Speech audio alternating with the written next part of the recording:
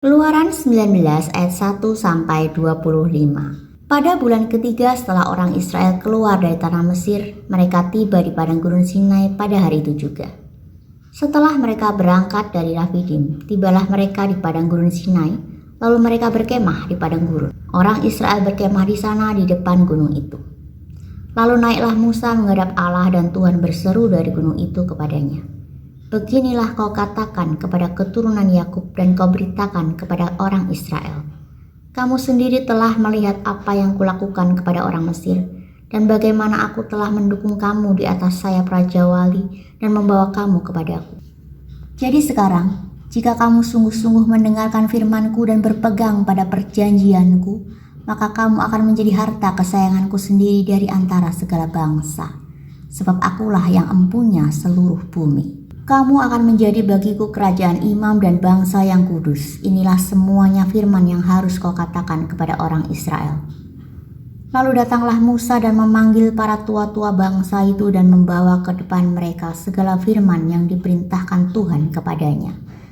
Seluruh bangsa itu menjawab bersama-sama, segala yang difirmankan Tuhan akan kami lakukan. Lalu Musa pun menyampaikan jawab bangsa itu kepada Tuhan. Berfirmanlah Tuhan kepada Musa, sesungguhnya aku akan datang kepadamu dalam awan yang tebal dengan maksud supaya dapat didengar oleh bangsa itu apabila aku berbicara dengan engkau, dan juga supaya mereka senantiasa percaya kepadamu.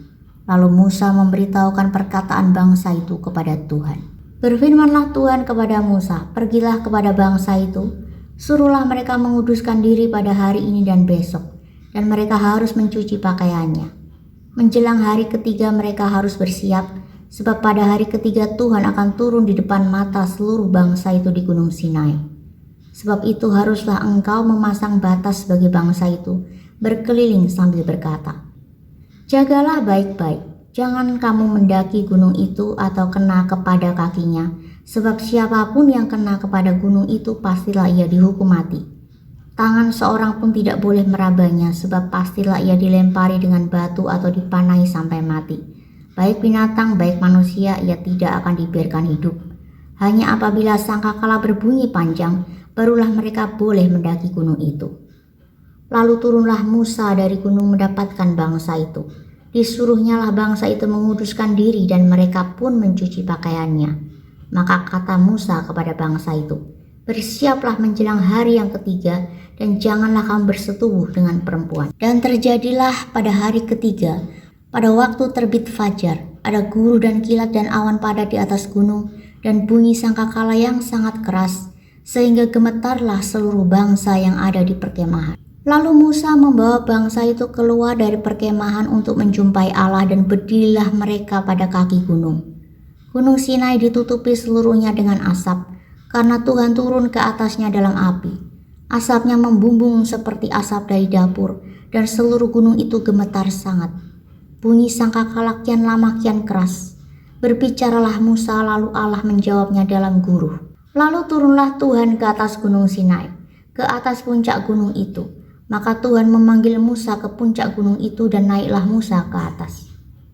Kemudian Tuhan berfirman kepada Musa, turunlah, peringatkanlah kepada bangsa itu, supaya mereka jangan menembus mendapatkan Tuhan hendak melihat-lihat, sebab tentulah banyak dari mereka akan binasa.